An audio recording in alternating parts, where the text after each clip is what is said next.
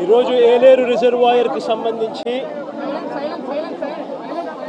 ఇక్కడ జరిగిన పరిణామాలు, ఇక్కడ జరిగిన రిజర్వాయర్కి సంబంధించిన రెగ్యులేషన్ కూడా ఒకసారి గమనించినట్టయితే మళ్ళీ మనందరికీ కూడా గుర్తుకొచ్చేది ఏమిటి అని అంటే, సాక్షాత్తు గతంలో మనం ఏదైతే చూసామో విజయవాడ ఏ మాదిరిగా అయితే అతలాకుతలమైందో అదే రకమైన మోడస్ ఆపరాండా, అదే రకమైన నిర్లక్ష్యం ఈరోజు ఏలూరు రిజర్వాయర్కు సంబంధించిన వాటర్ మేనేజ్మెంట్ పరిస్థితి చూసినా అంతే అదే గుర్తుకొస్తుంది. కారణం ఏమిటి అని అంటే, సైక్లోన్ వస్తుంది, డీప్ డిప్రెషన్ కింద కన్వర్ట్ అవుతుంది, భారీగా వర్షాలు పడతాయి అని రాష్ట్ర ప్రభుత్వానికి ఇన్ఫర్మేషన్ ఉంది. రాష్ట్ర ప్రభుత్వానికి 31వ తారీఖునే ఈ రకమైన ఇన్ఫర్మేషన్ రాష్ట్ర ప్రభుత్వానికి ఉంది. ఐఎండి వాళ్ళు రాష్ట్ర ప్రభుత్వానికి ఇన్ఫార్మ్ చేసినారు, అలర్ట్ చేసినారు. అలర్ట్ చేసేసరికి ఏ ప్రభుత్వమైనా కూడా ఏం చేయాలి, దానికి రివ్యూ తీసుకోవాలి, చీఫ్ సెక్రటరీని పిలిపించాలి, ఇరిగేషన్ సెక్రటరీ దాంట్లో భాగస్వామ్యం చేయాలి, ఏ ఏ ప్రాంతాల్లో వర్షాలు పడతాయి అని ఇన్ఫర్మేషన్ మనకున్న నేపథ్యంలో ఆయా జిల్లా కలెక్టర్లను కూడా వీడియో కాన్ఫరెన్స్లలో భాగంగా తీసుకోవాలి. ఆయా ఏరియాలకు స్పెషల్ కలెక్టర్లను, స్పెషల్ ఆఫీసర్లను, ఐఏఎస్ ఆఫీసర్లను మళ్ళీ పంపించాలి. రెవెన్యూ సెక్రటరీ కూడా పార్టిసిపేట్ చేయాలి, హోమ్ సెక్రటరీ కూడా ఆ రివ్యూలో పార్టిసిపేట్ చేయాలి. అలా చేసినప్పుడు ఇరిగేషన్ సెక్రటరీ కలెక్టర్లతో తాను మమేకమైపోయి ఏలేరు రిజర్వాయర్లో ఏ స్థాయిలో నీళ్లు ఉన్నాయి, వర్షాలు ఏ స్థాయిలో పడబోతా ఉన్నాయి, ఏ స్థాయిలో నీళ్ళ ఇన్ఫ్లో రాబోతా ఉంది, ఆ వచ్చేది ఏలేరు రిజర్వాయర్లో పడినప్పుడు ఆ ఏలేరు రిజర్వాయరు ఆ నీటిని రెగ్యులేట్ చేయగలుగుతుందా, బ్యాలెన్స్ చేయగలుగుతుందా అన్న ఫ్లడ్ కుషన్ను ఏలేరు రిజర్వాయర్లో మెయింటైన్ చేయాల్సిన బాధ్యత ఇరిగేషన్ సెక్రటరీది, కలెక్టర్లది. చంద్రబాబు నాయుడు గారికి జ్ఞానోదయం అయి ఉండింటే కొద్దో గొప్ప చంద్రబాబు నాయుడు గారికి మనుషులకు సంబంధించిన మానవతా దృక్పథానికి సంబంధించిన విలువలు తెలుసుంటే తాను ఒక స్పెషల్ ఆఫీసర్ని కూడా, ఐఏఎస్ ఆఫీసర్ని కూడా వేసి వీటిని సూపర్వైజ్ చేస్తాడు.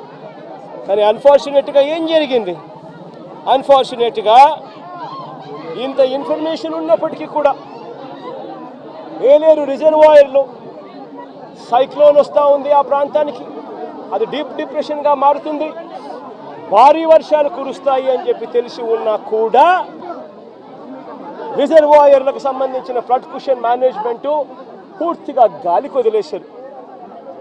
నేను అడుగుతా ఉన్నాను ఇదే మంచి మంచి చంద్రబాబు నాయుడు గారిని, దాదాపుగా Yeleru reservoir full reservoir capacity దాదాపుగా 22-23 టీఎంసీలు దాదాపుగా పెట్టుకునే పరిస్థితి ఉంటే అప్పటికే దాదాపుగా ఆ రోజుకు 31వ తారీఖు ఆ రోజుకు దాదాపుగా 18 టీఎంసీల మేరకు నీళ్ళు ఆల్రెడీ ఉన్నాయి.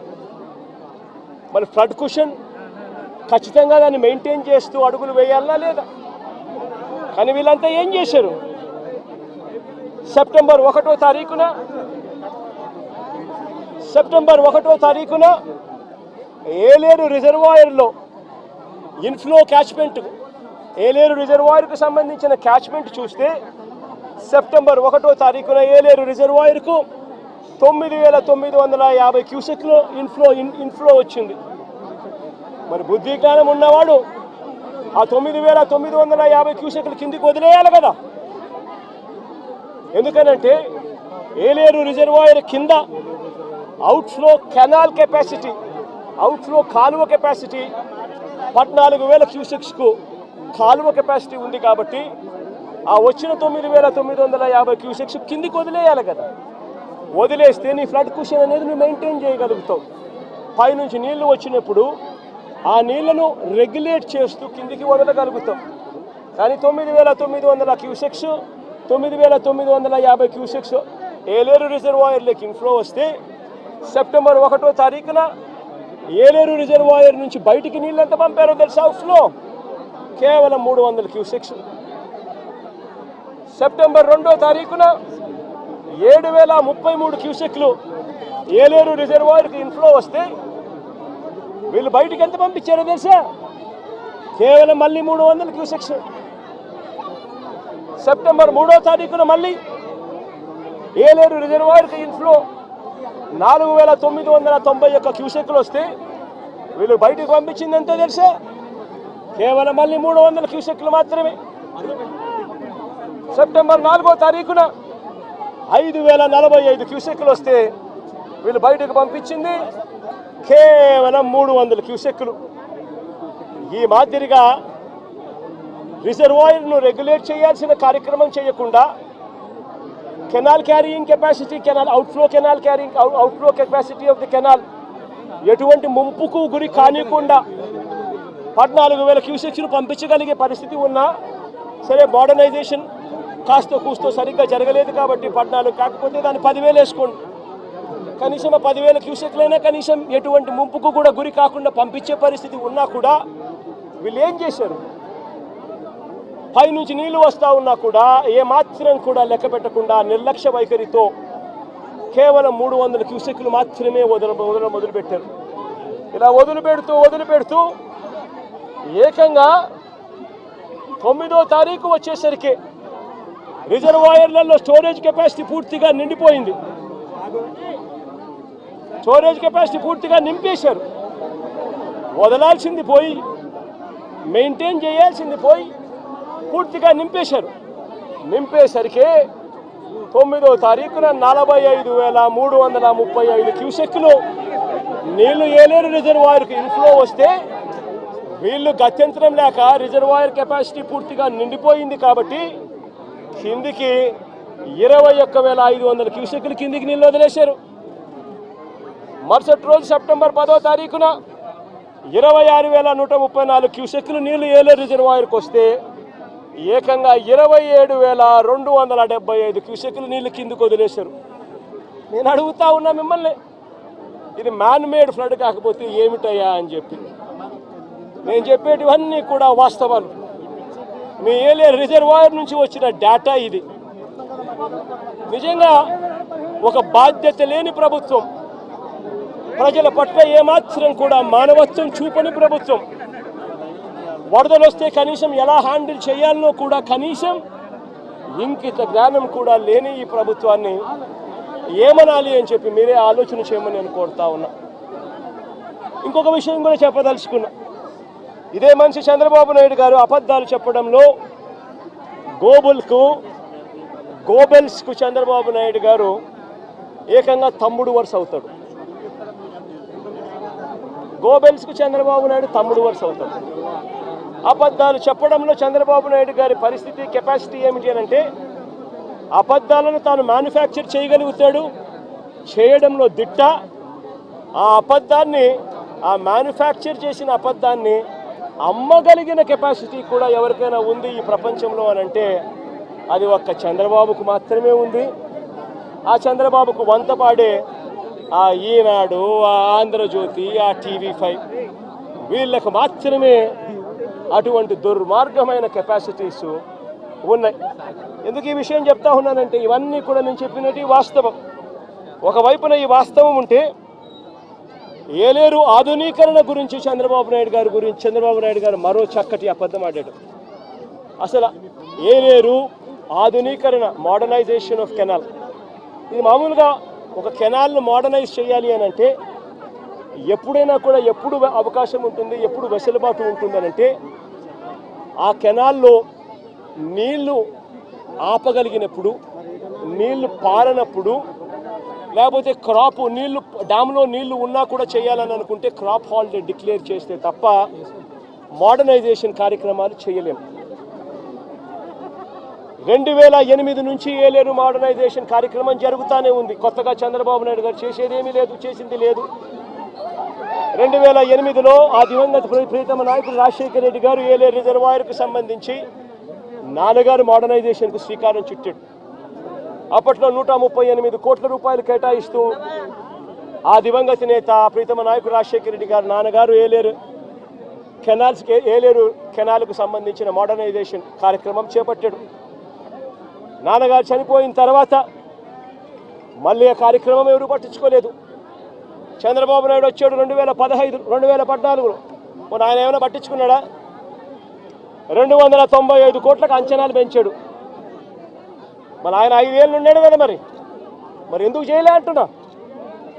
ఆయన కాలంలో కరువు, కనీసం ఈ మాదిరిగా అన్న వర్షాలన్నా ఎక్కువ పడతా ఉండి రిజర్వాయర్లు పూర్తిగా నిండిపోయి ఉన్నాయి. రిజర్వాయర్లు నిండున్నాయి కాబట్టి రైతులకు కెనాల్ నుంచి నీళ్లు పంపకపోతే రైతులకు ఇబ్బంది కలుగుతుంది. నీళ్లు ఉండి రైతులు వ్యవసాయం చేయలేని పరిస్థితిలోకి పోతారు అన్న పరిస్థితి అప్పట్లో కూడా లేదు. చంద్రబాబు నాయుడు గారు కరువు ఇద్దరు కవలలే. ఆ చంద్రబాబు నాయుడు గారు 5 సంవత్సరాలు కూడా పరిపాలన చేశాడు, అంతా కరువే. మరి 295 కోట్లకు అంచనాను ఆయన పెంచిన వ్యక్తి 5 ఏళ్ళు టైం ఉన్నది. 2015 ఏప్రిల్లో అంచనా వ్యయాన్ని 295 కోట్లకు కమిషన్ల కోసం పెంచాడు. మరి పెంచిన ఆ వ్యక్తి ఎందుకు చేయలేదని అడుగుతా ఉన్నా. 2008 నుంచి 2023 దాకా, అంటే మా ప్రభుత్వం దాకా కూడా, ఇంకా మా ప్రభుత్వంలో వైఎస్ఆర్సీపీ ప్రభుత్వంలో ఇంకా చేయలేకపోయే మోడర్నైజేషన్ అనుకున్నంత వేగంగా అనేదానికి కారణమన్నా ఉంది. కారణం ఏమిటంటే ప్రతి సంవత్సరము బ్రహ్మాండమైన వర్షాలు పడతా ఉన్నాయి, రిజర్వాయర్లు పూర్తిగా నిండున్నాయి. ఆ టైంలో క్రాప్ హాలిడే డిక్లేర్ చేసి రిజర్వాయర్ నిండుగా పెట్టి క్రాప్ హాలిడే డిక్లేర్ చేసి రైతులను ఇబ్బంది పాలు చేయడం ఇష్టం లేక కొద్దో గొప్ప మోడర్నైజేషన్ కార్యక్రమంలో కొద్దో గొప్ప మేము అనుకున్నంత వేగంగా చేయలేకపోయి ఉండొచ్చు. కానీ చంద్రబాబు నాయుడు గారి హయాంలో అంత కరువే ఉన్నప్పుడు ఆయన ఎందుకు చేయలేదని అడుగుతా ఉన్నా. ఆ 5 సంవత్సరాలు ఏమాత్రం చేశాడని అడుగుతా ఉన్నా. 2008 ఆ దివంగత నేత ప్రీతమ నాయకుడు రాజశేఖర రెడ్డి గారి హయాం నుంచి 2023-24 జగన్మోహన్ రెడ్డి గారి హయాం వరకు, జగన్ హయాం దాకా, మధ్యలో చంద్రబాబు హయాంతో కూడా కలుపుకుంటే కూడా ఇది కెనాల్ మోడర్నైజేషన్ కాబట్టి పంటలు అప్పుడప్పుడు ఆపుకుంటూ క్రాప్ హాలిడే డిక్లేర్ చేస్తూనే మోడర్నైజేషన్ చేయాల్సి వస్తుంది.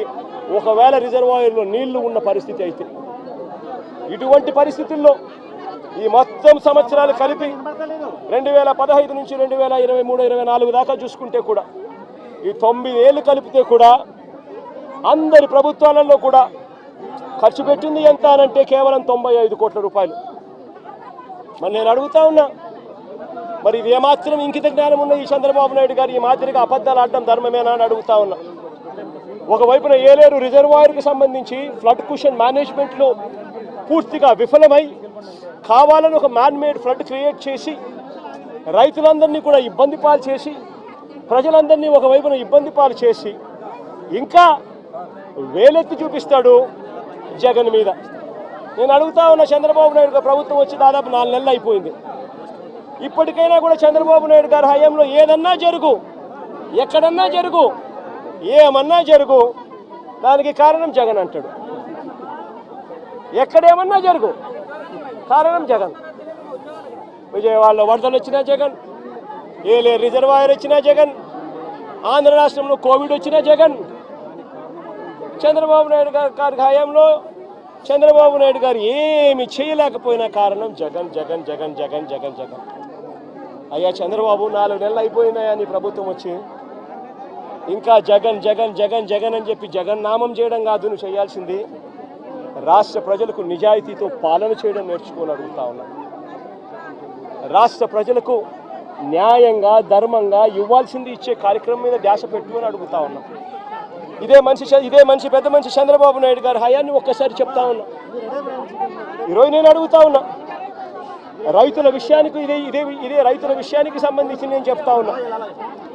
ఇదే పెద్ద మనిషి చంద్రబాబు నాయుడు గారి హయాంలో ఒక్కసారి పరిస్థితి ఎలా ఉంది అని గమనించమని అడుగుతా ఉన్నా.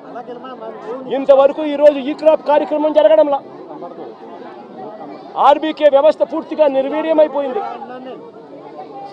సచివాలయాలలో ఈరోజు పూర్తిగా నిర్వీర్యం చేసి సచివాలయాలను వదిలేశారు. వాలంటీర్ వ్యవస్థ కనుమరుగైపోయింది. రైతులకు ఇవ్వాల్సిన ఉచిత పంటల బీమా గాలికి వదిలేశాడు. రైతుల తరపున కట్టాల్సిన ఇన్సూరెన్స్ ప్రీమియం కట్టకుండా వదిలేశాడు. నేను అడుగుతా ఉన్నాను ఇదే పెద్ద మనిషి చంద్రబాబు నాయుడు గారిని, ఈ క్రాప్ ఏమైందయ్యా అని అడుగుతా ఉన్నాను. గ్రామ సచివాలయాల్లో పెట్టాల్సిన సోషల్ ఆడిట్లో పెట్టాల్సిన లిస్టులు ఏమైనాయా అని అడుగుతున్నాను. ఆర్బీకే వ్యవస్థ ఏమైందయ్యా అని అడుగుతా ఉన్నాను. ఇదే పెద్ద మనిషి చంద్రబాబు నాయుడు అడుగుతా ఉన్నాను. వ్యవసాయ సీజన్ మొదలయ్యేసరికి రైతు భరోసా ఇచ్చే కార్యక్రమం ఏమైందయ్యా అని అడుగుతా ఉన్నాను. వ్యవసాయ సీజన్ మొదలయ్యేసరికి రైతులకు ఇవ్వాల్సిన 0 వడ్డీ ఏమైందయ్యా చంద్రబాబు అని అడుగుతా ఉన్నాను. రైతులకు ఇవ్వాల్సిన పెట్టుబడి సహాయం గతంలో జగనే ఉంటే 13,500 ఖరీఫ్ సీజన్ మొదలయ్యే టయానికి రైతన్నల చేతిలో పడేది. ఈయన 20,000 ఇస్తానన్నాడు. 20,000 ఇస్తానన్న పెద్ద మనిషి ఆ 13,500 ఎగిరిపోయింది, 20,000 గాలికి ఎగిరిపోయింది. ఇదే పెద్ద మనిషి చంద్రబాబు నాయుడు గారు ఆర్బీకే వ్యవస్థ జగన్ ప్రభుత్వంలో, వైఎస్ఆర్ కాంగ్రెస్ పార్టీ ప్రభుత్వంలో ఆర్బీకేలు ఎఫెక్టివ్గా పనిచేస్తూ, జియో ట్యాగింగ్ చేస్తూ, ఈ క్రాప్ నమోదు చేస్తూ, పారదర్శకంగా ప్రతి రైతుకు కూడా ఇన్సూరెన్సు గవర్నమెంటే కట్టేది. రైతన్నకు ఏ పంట నష్టం జరిగినా, ఏ నష్టం జరిగినా కూడా ఈ క్రాప్ నమోదయ్యేది. ఆర్బీకేలు పనిచేసేటివి. వాలంటీర్ వ్యవస్థ, సచివాలయం వ్యవస్థ ముమ్మరంగా పనిచేసేటివి.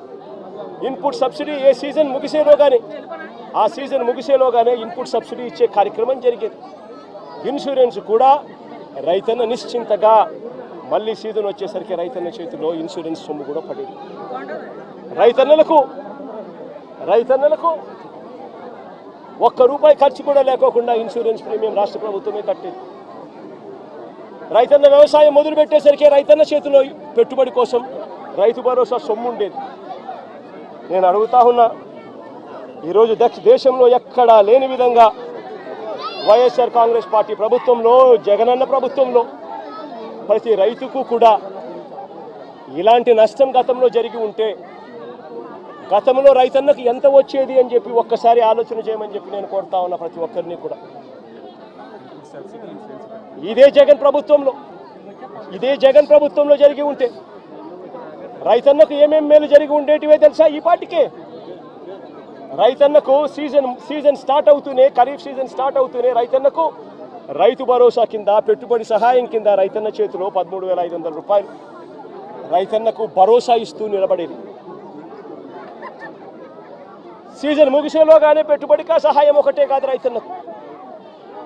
రైతన్నకు గతంలో చంద్రబాబు నాయుడు గారి హయాంలో విపత్తులు వస్తే హెక్టార్కు ₹15,000 మాత్రమే ఇస్తా ఉన్న పరిస్థితులు. అది కూడా తప్పుడు మాటలు మాట్లాడాడు, అబద్ధాలు మాట్లాడాడు. ఆయన హయాంలో ఎక్కువ ఇస్తా ఉన్నారంట, జగన్ వచ్చిన తర్వాత తగ్గించాడు. అది కూడా అబద్ధమే. ఆయన హయాంలో హెక్టార్కు 15,000 ఇస్తా ఉంటే జగన్ వచ్చిన తర్వాత, వైఎస్ఆర్సీపీ ప్రభుత్వం వచ్చిన తర్వాత దాన్ని 17,000 చేసింది హెక్టార్. అదే జగన్ ఉంటే ఇటువంటి విపత్తే వచ్చిందంటే ఒకవైపు రైతుకు పెట్టుబడి కోసం రైతు భరోసా కింద 13,500 సొమ్ము వచ్చేది, రైతుకు ₹17,000 హెక్టార్ కంటే దాదాపుగా ₹7,000 హెక్టార్కు, ఎకరాకు ₹7,000 రైతుకు ఇన్పుట్ సబ్సిడీ కూడా వచ్చేది. ఎప్పుడే ఇమీడియట్గా సీజన్ ముగిసేలోగానే రైతన్నకు ఇదే ఈస్ట్ గోదావరి జిల్లాలోనే ఒక్కొక్క రైతన్నకు ఒక్కొక్క ఎకరాకు ఇన్సూరెన్స్ ప్రీమియం రాష్ట్ర ప్రభుత్వమే ఉచితంగా కట్టినందువలన ఒక్కొక్క రైతన్నకు ₹24,000 నుంచి ₹29,000, ₹24,000 నుంచి ₹29,000 ఇన్సూరెన్స్ సొమ్ము రైతన్నకు పడేది. రైతన్న ఇదే సమయానికి వచ్చేసరికి రైతన్నకు 0 వడ్డీ కింద డబ్బులు కూడా రైతన్న ఖాతాలో జమ అయ్యేది. నేను అడుగుతా ఉన్నా, ఇటువంటి విపత్తే రైతన్నకు జగన్ హయాంలో వచ్చినుంటే, వైఎస్ఆర్సీపీ ప్రభుత్వ హయాంలో వచ్చినుంటే ₹13,500 రైతన్నకు రైతు పెట్టుబడి సహాయం, ₹24,000 నుంచి ₹29,000 రైతన్నకు ఇన్సూరెన్సు, 7,000 రూపాయలు రైతన్నకు ఇన్పుట్ సబ్సిడీ, 0 వడ్డీ కింద ప్రతి రైతన్నకు కనీసం 4,000 రూపాయలు 4,000 రూపాయలు కనీసం 0 వడ్డీ కింద డబ్బు వచ్చేది. అన్నీ లెక్కేసుకుంటే రైతన్నకు కనీసం అంటే 40 నుంచి 45,000 రూపాయలు రైతన్నకు ప్రతి ఎకరాకు వైఎస్ఆర్ కాంగ్రెస్ పార్టీ ప్రభుత్వమే ఉండింటే, జగనే ఉండింటే ప్రతి రైతన్నకు వచ్చేది. కానీ ఈ పెద్ద మనిషి ఏం చేస్తూ ఉన్నాడు? ఆలోచన చేయమని అడుగుతా ఉన్నా. జగన్ 7,000 ఇస్తా ఉన్నాడు, నేను 10,000 ఇస్తా ఉన్నాడు అని, నేను 10,000 ఇవ్వబోతున్నాను అని చెప్తా ఉన్నాడు. ఆయన 10,000 ఇవ్వబోతా ఉన్నాడు. ఎవరికి ఇస్తా ఉన్నాడు? కనీసం ఈ క్రాప్ చేశారా? సోషల్ ఆడిట్ పెట్టారా? మళ్ళీ తెలుగుదేశం పార్టీ కార్యకర్తలు, మళ్ళీ తెలుగుదేశం పార్టీ జన్మభూమి కమిటీలు వాళ్ళ చుట్టూ తిరగాలి. వాళ్ళు ఎవరు పేరు చెప్తే వాళ్ళకు మాత్రమే వస్తుంది. వాళ్ళ ఇష్టం వచ్చిన గ్రామాలు ఉంటాయి, వాళ్ళ ఇష్టం లేని గ్రామాలు ఉండవు. పారదర్శకత ఎక్కడా లేకుండా పోయింది. 10,000 ఇస్తానంటున్నాడే తప్ప రైతులకు రావాల్సిన ఇన్సూరెన్స్ గురించి మాట్లాడు. రైతులు నష్టపోతా ఉన్న 24,000 నుంచి 29,000 రూపాయలు ఎకరాకు రైతన్న నష్టపోతా ఉన్న ఇన్సూరెన్స్ గురించి మాట్లాడు. రైతన్నలకు ఇవ్వాల్సిన 0 వడ్డీ గురించి మాట్లాడు. రైతన్నకు రైతు భరోసా కింద నష్టపోయిన 13,500 రూపాయల గురించి మాట్లాడు. ఇవన్నీ రైతు నష్టపోయాడు అన్న సంగతి తెలిసి ఉన్నా కూడా ఈ పెద్ద మనిషి చంద్రబాబు నాయుడు మాట్లాడు. అదే అప్పట్లో వైఎస్ఆర్ కాంగ్రెస్ పార్టీ ప్రభుత్వం ఉన్నప్పుడు, జగన్ ప్రభుత్వం ఉన్నప్పుడు, చంద్రబాబు నాయుడు గారి ప్రభుత్వానికి మధ్య తేడా ఒకసారి చూస్తే 2014 నుంచి 19 మధ్య అంటే చంద్రబాబు హయాంలో ఎంత ఇన్సూరెన్స్ ఇచ్చారు అని అంటే 30,85,000 మంది రైతన్నలకు మాత్రం 3,411 కోట్ల రూపాయలు మాత్రమే ఇచ్చాడు. అది కూడా రైతన్నలు వాళ్ళ ఇన్సూరెన్స్ ప్రీమియం వాళ్ళు కడితే. ఈయన చేసేదేంటి, ఇచ్చేదేంటి? రైతన్నలు ఇన్సూరెన్స్ ప్రీమియం వాళ్ళు కట్టుకుంటే వాళ్ళకి ఇన్సూరెన్స్ సొమ్ము 3,411 వచ్చింది. 3,411 కోట్లు వచ్చింది. అది 30,85,000 మంది రైతులకు మాత్రమే. అది కూడా ఇన్సూరెన్స్ ప్రీమియం కట్టగలిగిన కెపాసిటీ ఉన్న రైతులకు మాత్రమే. అదే జగన్ హయాంలో ఏకంగా 54,55,000 మంది రైతన్నలకు ఇన్సూరెన్స్ సొమ్ము వచ్చింది. ఎంతో తెలుసా? 7,802 కోట్ల రూపాయలు. ఒక్క రూపాయి కూడా రైతన్న ఇన్సూరెన్స్ ప్రీమియం కట్టాల్సిన అవసరం లేకుండా జరిగింది. అప్పట్లో చంద్రబాబు పెట్టిన 715 కోట్ల రూపాయలు బకాయిలతో కూడా కలుపుకొని రైతుల తరపున ఇన్సూరెన్స్ ప్రీమియంను కూడా వైఎస్ఆర్సీపీ ప్రభుత్వమే కూడా కట్టింది. జగన్ ప్రభుత్వానికి చంద్రబాబు ప్రభుత్వానికి మధ్య మానవతా దృక్పథంలో ఎంత తేడా ఉందో ఒకసారి గమనించమని అడుగుతా ఉన్నా. మొన్న 2023-24 సంబంధించిన ఖరీఫ్లో వచ్చిన కరువు, ఈ కరువుకు సంబంధించి మళ్ళీ ఖరీఫ్ వచ్చేసరికి అంటే 2024 జూన్ జూలైలో రైతన్న చేతిలో ఇన్సూరెన్స్ డబ్బులు పడాలి అని అంటే ఇన్సూరెన్స్ ప్రీమియం డబ్బులు మే జూన్లో ఇన్సూరెన్స్ ప్రీమియం డబ్బులు కట్టాలి. 1,278 కోట్ల రూపాయలు చంద్రబాబు నాయుడు గారు ముఖ్యమంత్రిగా ఉన్నాడు. రైతుల తరపున జూన్లో కట్టాల్సిన 1,278 కోట్ల రూపాయల ప్రీమియం తాను కట్టకపోవడం వల్ల 2023-24 సంబంధించిన ఖరీఫ్కు సంబంధించిన రైతులకు రావాల్సిన ఇన్సూరెన్స్ సొమ్మును కూడా చంద్రబాబు నాయుడు రాకుండా అడ్డుకుంటా ఉన్నాడు. నేను చెప్పే ప్రతి మాట వాస్తవం. ఊరికే జగన్ మాట్లాడుతూ ఉన్నాడు కదా అని చెప్పి జగన్ మీద అరచడం కన్నా, జగన్ మీద ఊరికి కోపం చూపించడం కన్నా, జగన్ చెప్పే ప్రతి మాట వాస్తవం కావునా కాదా అన్నది గుండెల మీద చేతులు వేసుకొని ఆలోచన చేయమని కోరుతా ఉన్నా. ప్రతి మాట వాస్తవం చెప్తా ఉన్నప్పుడు నువ్వు చేయాల్సిన పని ఏముంది? ప్రజలకు క్షమాపణ చెప్పాలి. చేసిన తప్పు ఇది అని చెప్పి ఒప్పుకోవాలి. ఒప్పుకొని ప్రజలకు మేలు చేసేదానికి అడుగులు ముందుకు వేయాలి. కానీ ఇవాళ అలాంటి ఆలోచనలు కానీ అలాంటి మంచి కానీ ఈరోజు ఎక్కడా కూడా జరగడం లేదు. ఒక్క రైతు భరోసా కింద సొమ్ము కింద మాత్రమే జగనన్న ప్రభుత్వంలో, వైఎస్ఆర్సీపీ ప్రభుత్వంలో 13,500 రూపాయలు చొప్పున ప్రతి రైతన్నకు ఇచ్చిన సొమ్మే 53,58,000 మంది రైతన్నలకు అక్షరాల 34,288 కోట్ల రూపాయలు ఒక్క రైతు భరోసా సొమ్మే. ఈ పెద్ద మంచి చంద్రబాబు నాయుడు ఏమన్నాడు? ఎన్నికలప్పుడు ఏమన్నాడు? తాను తన ఎమ్మెల్యేలు డోర్ టు డోర్ క్యాంపెయిన్ చేసేటప్పుడు ఏమన్నాడు? ఇంట్లోకి పోతే రైతన్న కండువా వేసుకొని ఇంట్లో నుంచి బయటకు వస్తా ఉంటే ఏమన్నాడు? చంద్రన్న వస్తాడు 20,000 ఇస్తాడు. జగన్ అయితే 13,500 కదా, 20,000 ఇస్తాడు. అదే చిన్న చిన్న పిల్లలు కనపడితే ఏమనేవాడు? అదే ఇంట్లో చిన్న చిన్న పిల్లలు కనపడితే ఏమనేవాడు? నీకు 15,000.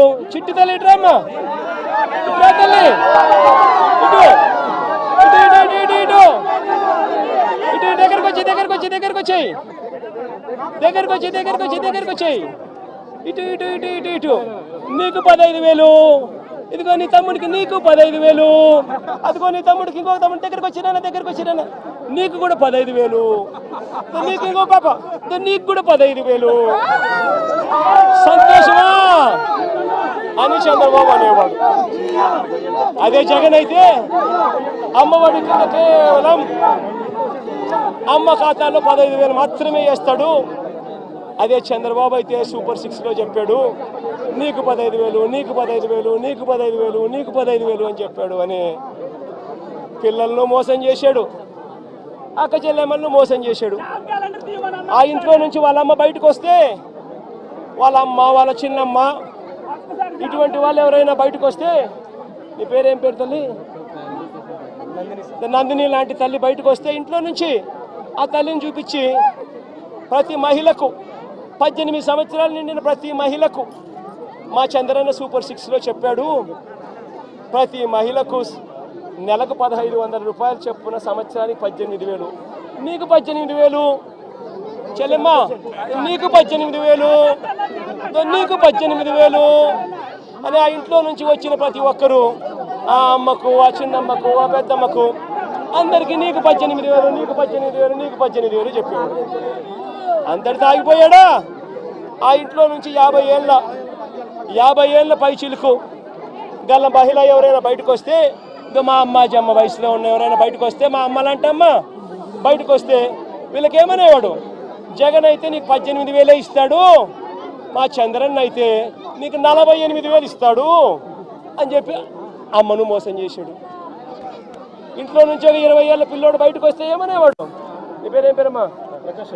ప్రకాష్. ఇట్లా ఇంట్లో నుంచి బయటకు వస్తే ఏమనేవాడు? ప్రకాష్ నీకు నెలకు 3,000, నీకు సంవత్సరానికి 36,000 నిరుద్యోగ భృతి నీకు ఇస్తాను. నేను అడుగుతా ఉన్నానయ్యా, ఎన్నికలు అయిపోయి 4 నెలలు అయిపోయింది. ప్రజలందరూ ఎదురు చూస్తూ ఉన్నారు. పిల్లలు బడులకు కూడా పోవడం మొదలుపెట్టాడు. బడులకు పోతా ఉన్నారు పిల్లలు. పోయింది, ఇంతకుముందు వచ్చే అమ్మఒడి పోయింది. వ్యవసాయం చేస్తూ ఉన్న రైతులు ఉన్నారు, ఇంతకుముందు వచ్చే రైతు భరోసా సొమ్ము పోయింది. ఇంతకుముందు చేయూత వచ్చేది, చేయూత పోయింది. 0 వడ్డీ పోయింది. ఆసరా ఇంతకుముందు జగన్ కరికరంతో అది కూడా మంచి చేశాడు. దాని గురించి అట్టాగా ఊసేయలేదు. నేను అడుగుతా ఉన్నా, ఇంత అన్యాయంగా ఒకవైపున అందరినీ మోసం చేస్తూ, మరోవైపున వాళ్ళ స్కూళ్ళకు వెళ్ళేటప్పుడు వాళ్ళ స్కూళ్ళల్లో వాళ్ళు తినే వాళ్ళ గోరుముద్ద ఈరోజు నిర్వీర్యమైపోయింది. ఈరోజు గోరుముద్ద కోసం మంచి తిండి లేక పిల్లలు ఈరోజు హాస్పిటలైజ్ అవుతున్నారు, స్ట్రైకులు చేస్తూ ఉన్నారు. గోరుముద్ద ఈ పిల్లల్ని గాలికి ఎగిరిపోయింది. ఈ పిల్లలకు సంబంధించిన నాడు నేడు ఆగిపోయింది. ఈ పిల్లలకు ఇంగ్లీష్ మీడియం చెప్పే టోఫుల్ క్లాసులు, 3వ తరగతి నుంచి చెప్పే టోఫుల్ క్లాసులు ఆపేశారు. ఈ పిల్లలకు తల్లులకు ఇవ్వాల్సిన అమ్మఒడి పూర్తిగా ఎగిరిపోయింది. వైద్యం చూసి మార్చిలో ఎన్నికల కోడ్ వచ్చేసింది, అంతే. జనవరి నుంచి ఇప్పటిదాకా 2,000 కోట్ల పైచులకు ఆరోగ్యశ్రీ బిల్లులు పెండింగ్. ఆరోగ్య ఆసరా ఊసేలేదు. 104, 108కి సంబంధించిన జీతాలు చంద్రబాబు ముఖ్యమంత్రి అయిన తర్వాత వాళ్ళకు జీతాలు రాలా. నీ పేరేం పేరు? సుధీర్ లాంటి ఎవరైనా పిల్లోడు, ఇంజనీరింగ్ చదువుతా ఉన్న పిల్లోడు, ఎవరైనా డిగ్రీ చదువుతా ఉన్న పిల్లోడు ఎవరైనా కనిపిస్తే ఆ పిల్లాడికి జగన్ ప్రభుత్వంలో విద్యా దీవెన కింద ప్రతి 3 నెలలకు ఒకసారి, 3 నెలలు అయిపోయిన వెంటనే సుధీర్కు వాళ్ళ తల్లి ఖాతాల్లోనూ, సుధీర్ బ్యాంక్ అకౌంట్ ఖాతాల్లోనూ, జాయింట్ అకౌంట్లో వెంటనే విద్యా దీవెన కింద ఫీజులకు సంబంధించిన సొమ్ము పడిపోయింది. ఈరోజు ఏమైతా ఉంది? జనవరి ఫిబ్రవరి మార్చికి సంబంధించిన క్వార్టర్కి సంబంధించి విద్యా దీవెన ఎగిరిపోయింది. ఏప్రిల్ మే జూన్కు సంబంధించిన క్వార్టర్కు సంబంధించి విద్యా దీవెన ఎగిరిపోయింది. జూలై ఆగస్ట్ సెప్టెంబర్కు సంబంధించిన విద్యా దీవెనకు సంబంధించిన క్వార్టర్కు సంబంధించిన విద్యా దీవెన కూడా ఎగిరిపోయింది.